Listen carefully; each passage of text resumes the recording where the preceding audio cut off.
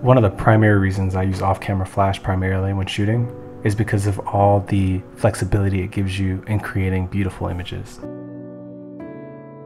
You'll see a few of these natural light photos that I'm taking of Sierra here on this pier with the sun backlighting her. You have to expose with her deeply in the shadows and then bring her shadows up in post. I decided to bring my off-camera flash out after switching from the 28 to 70 to the 85mm because I wanted to be able to control the lighting that we had with this composition. I had Sierra pose in the same place, but this time I'm exposing for the ambient, the background, the water, the sky, the surrounding areas. And I use my flash to light the front of her, creating whatever shadow fall off I'd like.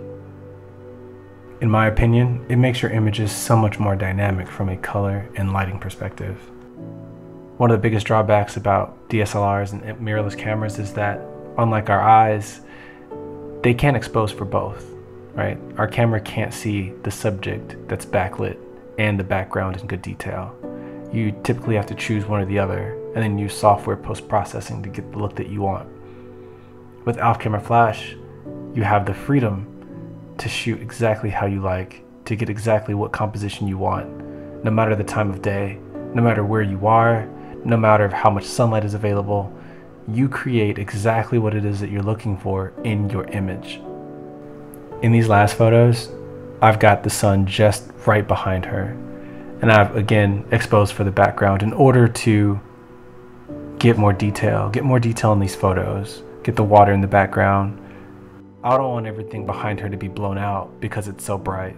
I want to be able to recreate what I see with my eyes, and the only way I can do that in a lot of cases is by using off-camera flash.